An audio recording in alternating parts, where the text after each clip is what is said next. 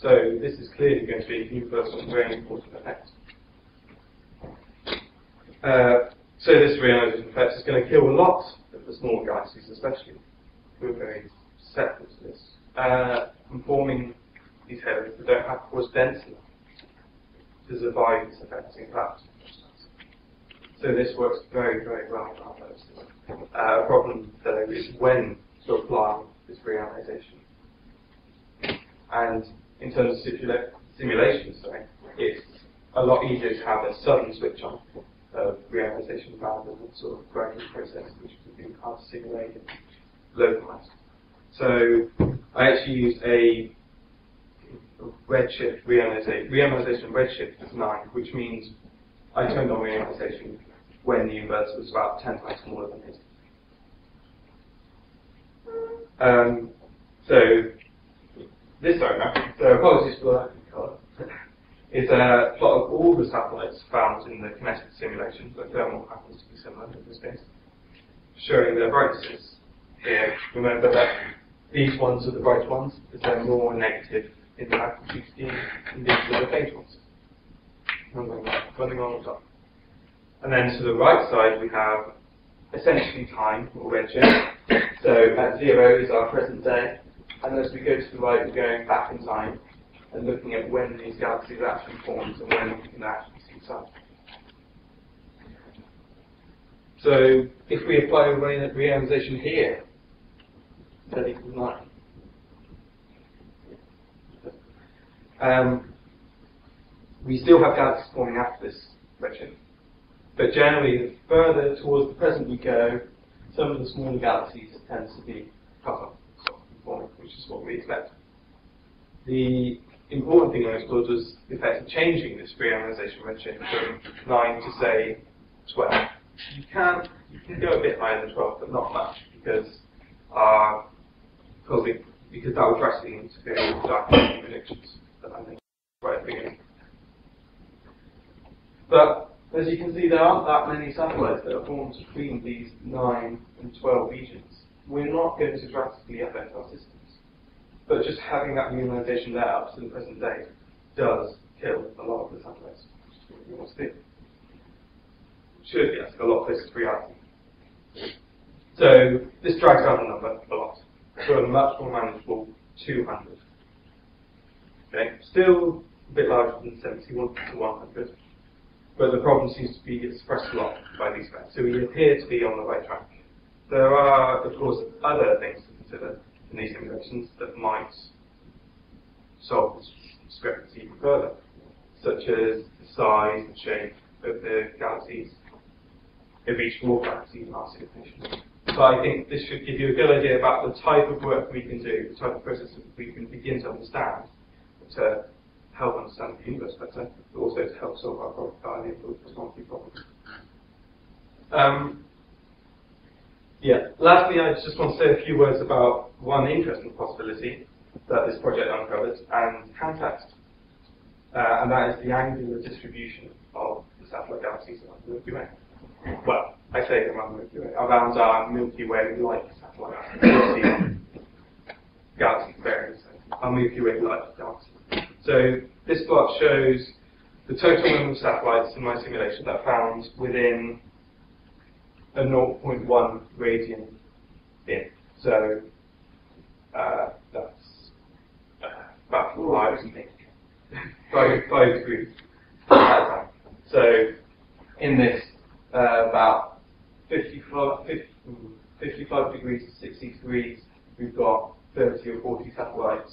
Then over here we've got a lot fewer.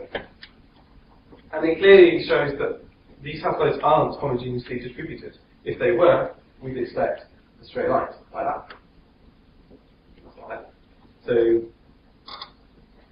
clearly, if our simulated galaxy isn't homogeneous, why can we expect the Milky Way to be? And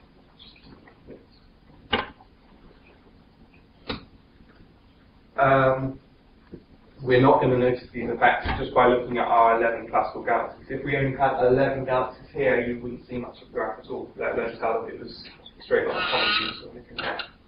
So, expect there's only another yeah, so we're not going to see the effects in the Milky Way not for some time, not until we see a lot more satellites, or explore a lot more of the sky.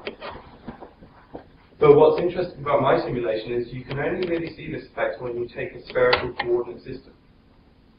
You can't see it when you take some of the other coordinate systems I used before this one, for simplicity.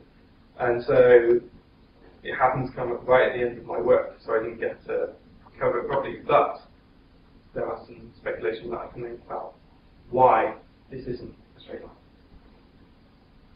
So, first things first, we've got a spherical coordinate system, for those of you who aren't that familiar with it, that I used on the previous graph. And I'm going to look at the most interesting region on the plot, which, if you remember from this one, is, I would say, this region, where we've got lots and lots of satellite galaxies, so about 1.0 to 1.3. So in other words, that's 55 to 70 degrees from this y-axis. Okay.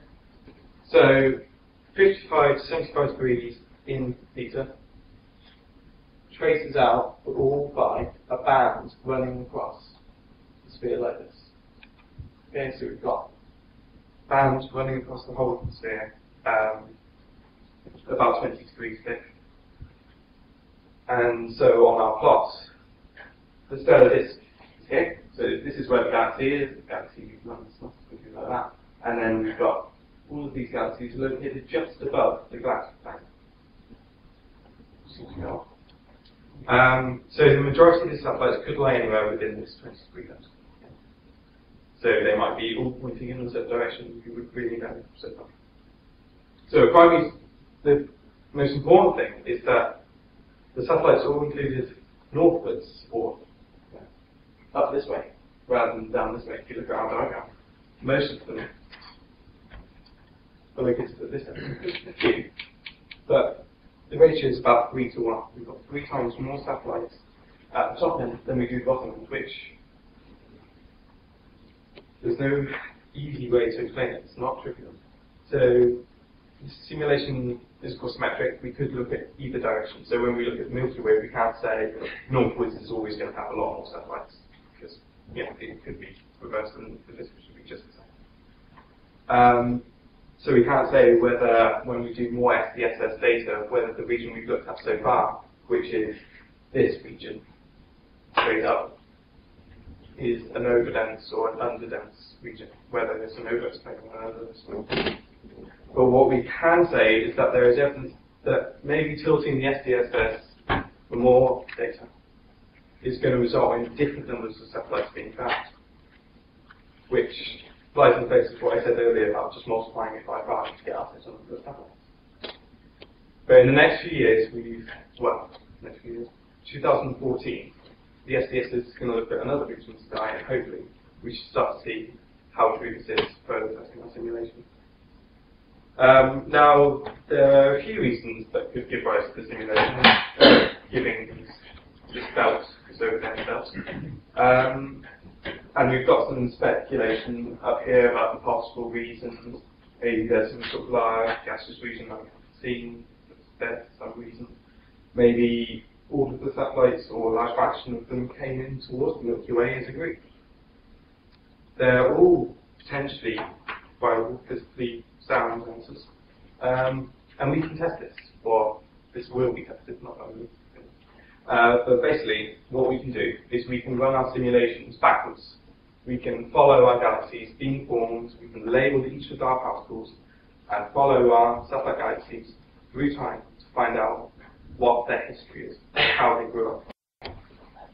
Either way, there's clearly a lot more questions to be asked about angular distribution that tells us a lot about the near-Earth cosmology and a lot about the Milky Way.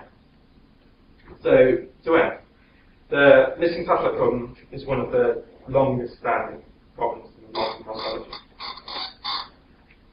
And it's a real pain. It shouldn't be there in the Landis-Cesium model. It's a real surprise. It works great with other things, not this. But great progress has been made, and we've understood a lot in the process, thanks to astronomical surveys such as the SDSS, and thanks to our improved computing power and our improved simulations. And our simulations are finally starting to predict reasonable numbers of sapphire galaxies. But the processes that we've assumed along the way, such as reionization and feedback, should be examined more carefully to make sure we're doing it correctly. And also in more detail, to explain what the knock-on effects might be for stellar formation. And the question of the angular distribution of the satellites, what's going to be done hopefully next, when my paper will be published, might shed some insight into the formation of the Milky Way and also all of the universe. So, on that note, thank you very much.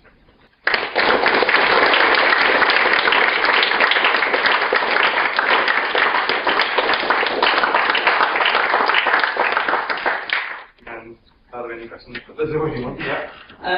The angular, you've got the property angular distribution. I assume you can get time to do this, but did the data you had at that point tell you what their velocities were? Satellite galaxies. Oh, is he relative to? Well, which way round they might be orbiting the. Yes.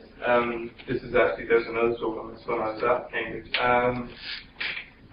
It's not really my field, but it turns out that above and below galactic planes, you tend to have this almost like a wind, a tornado almost, where if you have, so, go back to my slide. So if you have